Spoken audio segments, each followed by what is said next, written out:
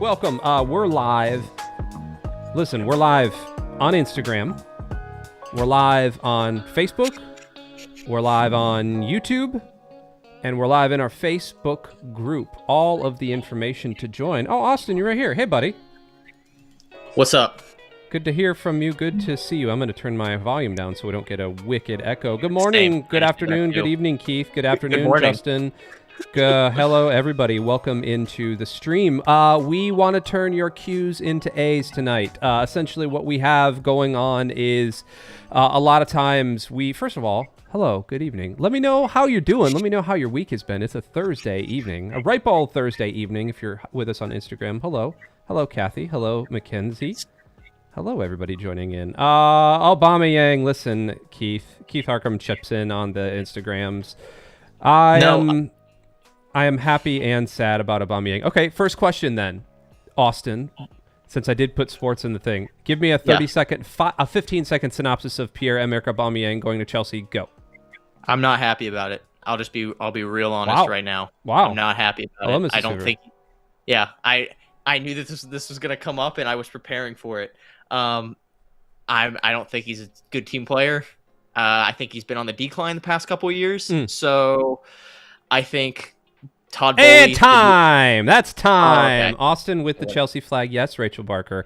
Austin does indeed support my team. There you go. Chelsea. You can't see it on the... You can't see it on these you screens. can see it on Instagram. You can see it on the Instagram. It's right over his right shoulder. Maybe he'll get you a goal or two. Man, we need a goal. We need just one goal. That's all we need. Welcome to this evening's or this month's community event. We know it's September. This is our August community event.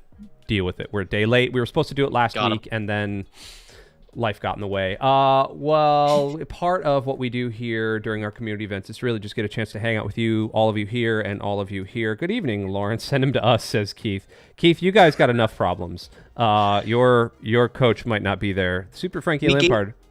We gave you our coach. What more do you want?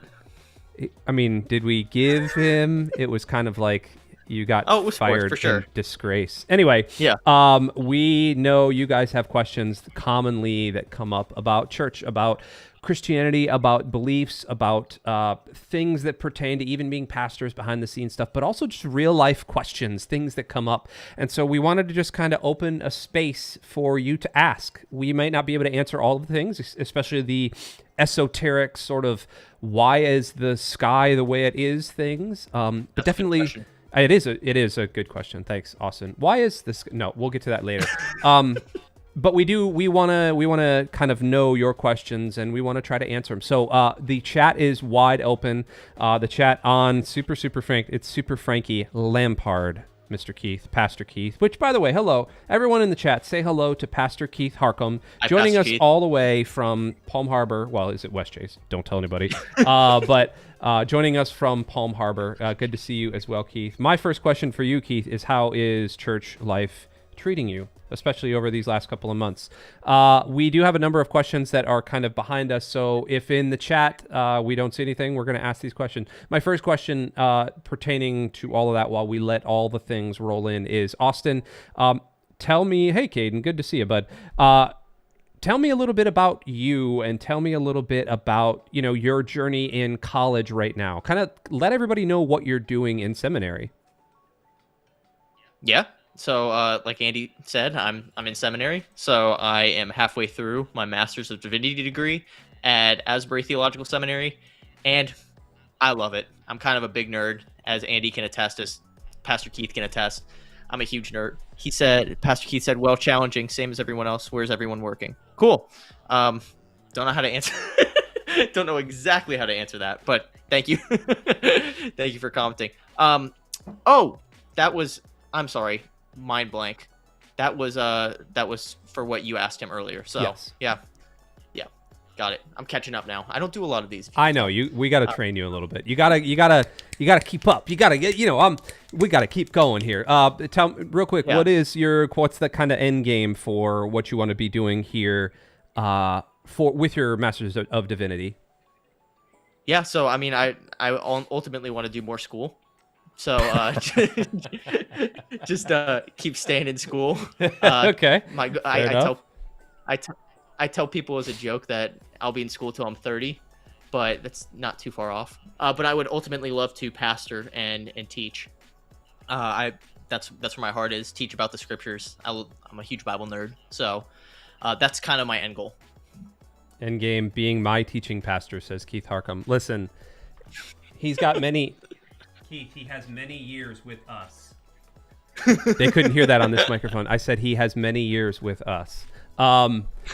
Yeah, cool. So I guess next question then I want to throw out there. We've got, like I said, a number of people watching here. Feel free to use the chat. Light us up in the chat. Let us know if there is any questions you have for us or anything that you would really like to know about church life. My second question is, how has it been at Bay Hope for you so far? You've been with us a year and a couple months. How's it been? Give me a couple of highlights, and then if you want to give me a low light, go for it. Nobody's watching this, right? Nobody's watching this. Yeah. So if you want to give me a low light, go for it. Well, as well. we got Kat, Katina, and Christy in the chat. So welcome to everybody on Instagram there. Yep. I mean, I think it's great. It's exactly what I signed up for. It's exactly like there haven't been really many curveballs. I mean, I've kind of discerned a call to ministry. I've been discerning a call to full-time vocational ministry for 5 years now. Yeah. Wow, that's a long time. You're getting old. Yeah, I know, right? Charlene Gardner said, I'm watching. Great to see you, Charlene. But yeah, I love working at Bay Hope. Love working with this dude here on the other side of the screen. It's fun. That's me. Love being able to do things like this and learn a different side of ministry. And that's kind of the digital realm. And that's been awesome for me. So absolutely, I'm excited. I'm happy. Absolutely. What's the next question? Throw something my way while we get warmed up. By the way, Charlene, Ron, all in the chat right now. Everybody else joining us on Instagram. Again, this is question and answer night. So if you have questions, we want to turn your Q's into A's. Austin, throw a question at me right now. Go for it. Throw a question at you right now. All right, Andy, tell us a little bit about yourself. Oh, there you go. That's a long story there, buddy. I just wanted to see what you do. Yeah, exactly. I'm married. I got 3 kids. I love them all. I love my wife dearly, and I'm a pastor.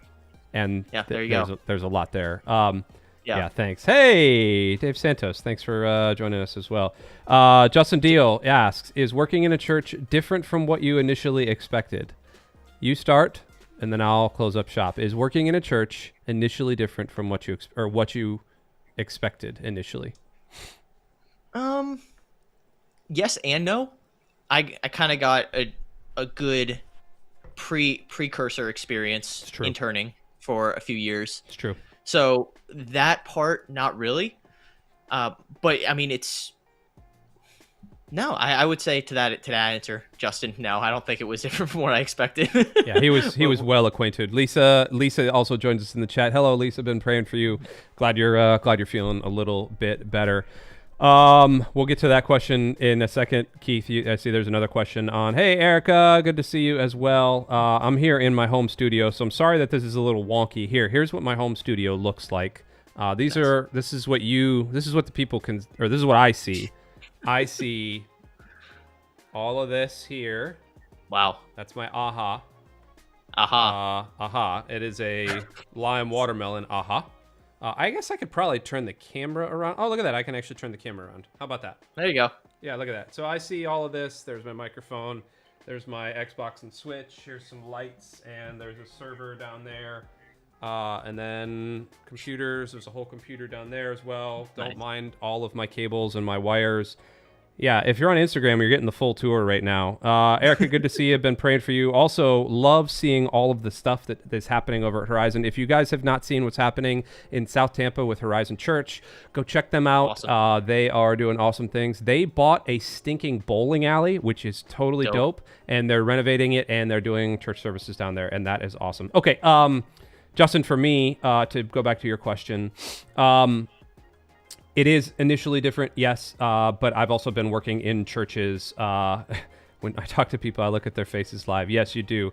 Shut up, Justin. Also, I've been a pastor for 12 years. There's a question jumping in on Facebook. We're going to get to that one in a second. I've been working in churches for 12 to 14 years. Before that, I was working at a software company, and before that, I was a bartender, and I was waiting tables. So it is different. It was different initially, but I've been in the church so long that it's just kind of old hat. Justin also asked, why are you talking to a mic that's not plugged in? You are a funny dude, Justin, and I really appreciate you. Keith then asks, also on Instagram Live tonight, Andy, are you glad you moved to Florida? Keith, I'm going to talk directly to you, Keith. Yes, I'm very glad I moved to Florida. However, the first year, I'm not going to lie, my wife will probably end up watching this if she's not logged in somewhere. The first year coming back was really tough. There was a lot of struggle, and there was a lot of kind of fighting between Jenna and I. Both of our souls were restless, and there was a lot of tension. And then the pandemic happened, and it increased the tension in our house. But actually, it did an interesting thing in our house, too, when my wife opened up her salon, and we really saw that God had placed us here for a reason, and it wasn't just to create super dope streaming spaces like I've got now, but it was really to kind of be a digital pastor, be y'all's pastor, or be one of your community pastors, and so I really like that. Okay, so we want to get to the question that came in on Facebook. From one Ron Rogers. Hello, Ron. Ron asks, for Austin, when will you deliver your first sermon at Bay Hope? It's a good question. It's a good question. The answer to that is I already have. Got him. Got him. The impromptu sermon, which there was a... Do you want to tell that story?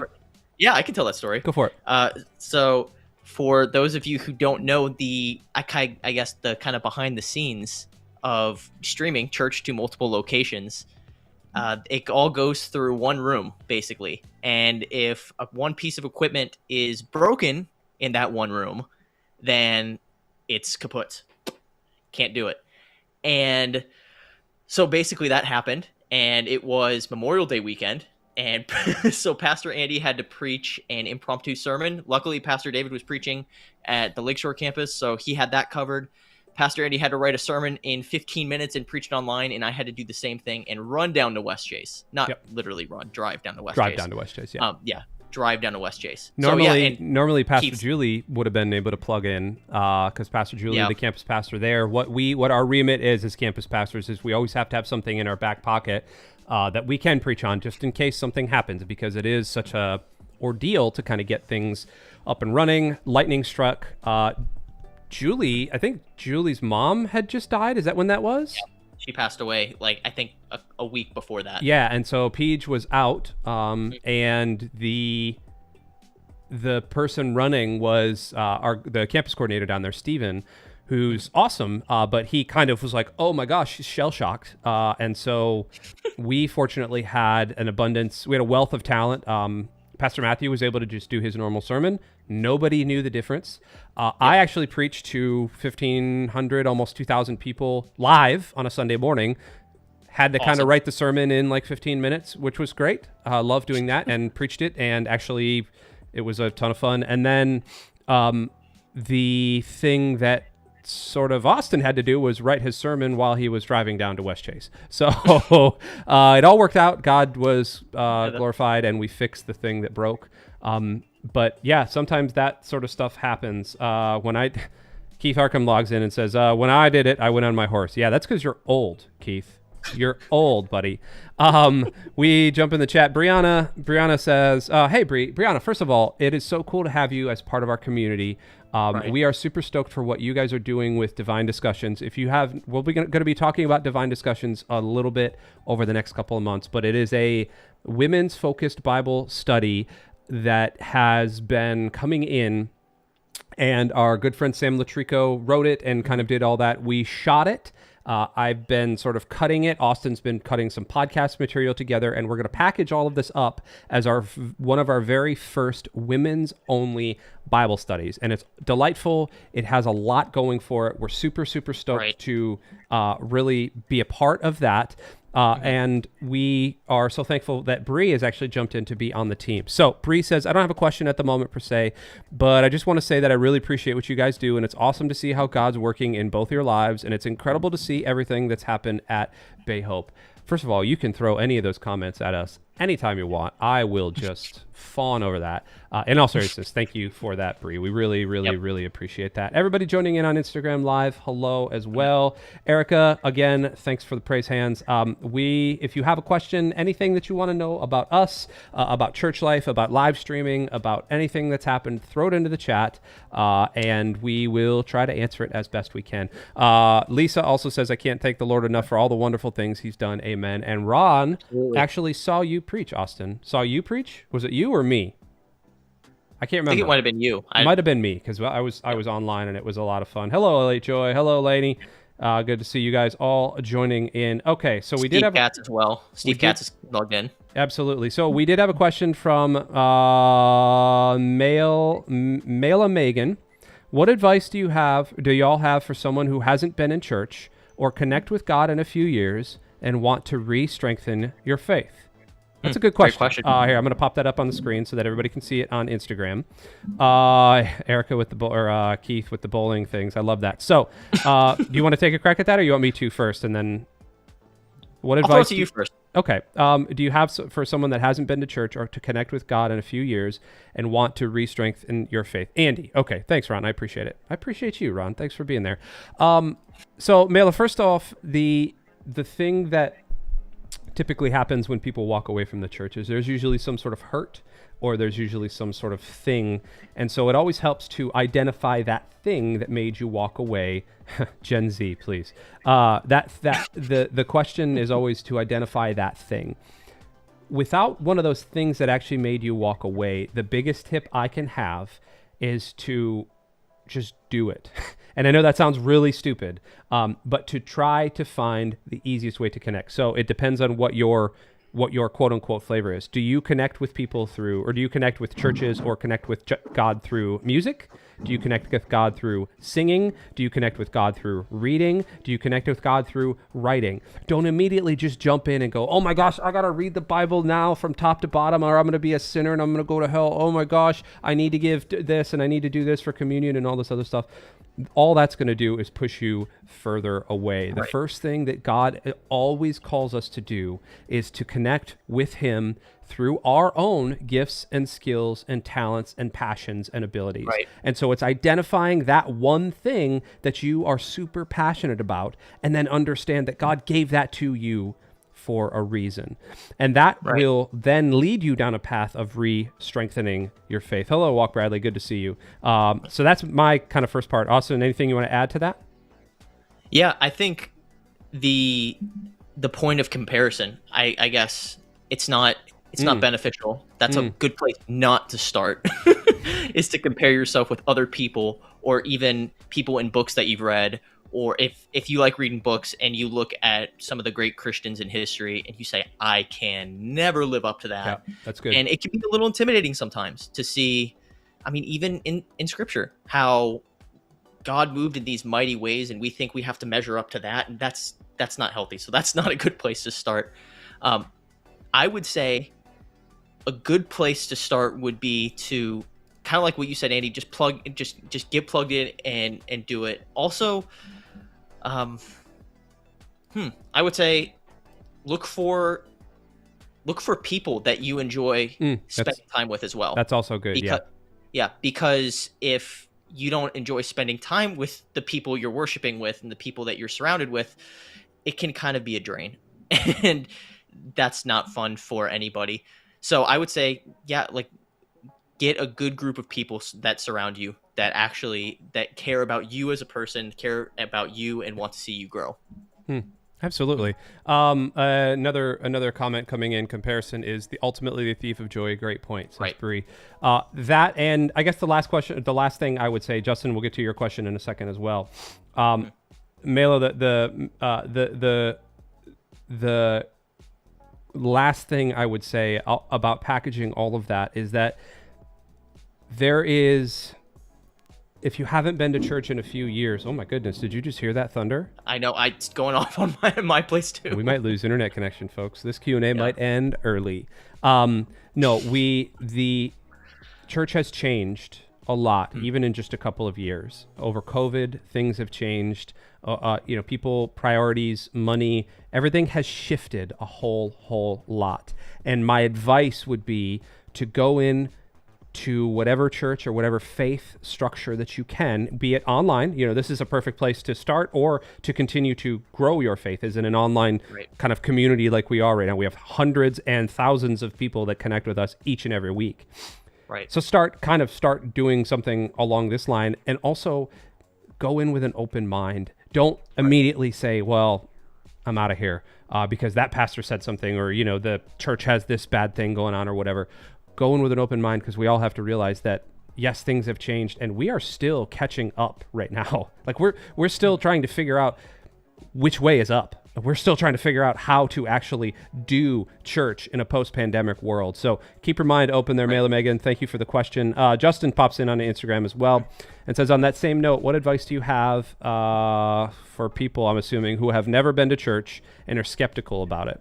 What advice do you have for people that have never been to church and are skeptical about it? That's a great question. There's an entire generation of people right now that are skeptical about church, and I'm not talking just about Gen Z. I'm talking more about millennials. Gen Z, the sort of, Austin, technically you're Gen Z, correct? Yep. Got it, baby. And technically I'm a millennial. Yep. I just turned the ripe old age of 39. Hello, I'm old. Wow. Hey, happy birthday. Thanks. I'm happy old. I feel so old. My hips hurt.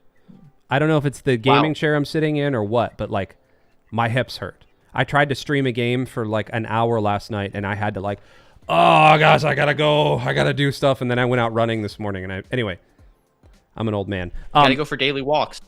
I work out like every day. What do you mean gotta go for daily walks? Get out of here with that nonsense. Hey, that's the part of growing old, right? You got to go for daily walks. Do I need to take Centrum as well? Centrum Silver or something? Sure. If that helps you.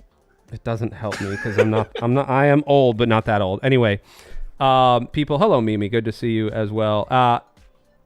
For people that are skeptical about church, my advice is always to, it's going to be the same thing that I told Mela before, but it's also going to be, the idea of going with an open mind. So people when they're skeptical, they automatically just throw things out. I'm sorry, Pastor Andy, your 30-year warranty has run out. Oh, great. Thanks, Lisa. I had a 30-year bumper to bumper warranty, and it's long gone. Trust me. Yeah. Anyway, when people are skeptical, hey, Dee, good to see you online here. When people are skeptical about church, the thing that ends up happening is the same thing that I actually was just saying to Mela Megan. They automatically throw things out with the bathwater. And the job of somebody who is seeking, who is skeptical but is seeking, is to be open-minded. Now, Justin's bringing up or coming from a cool point, because Justin actually works with us at the church. He is our videographer. So all of the things that you see done that are amazing, all the videography that you see, that's Justin. That's his eye. He is incredibly talented. He is one of the best dudes I've ever met.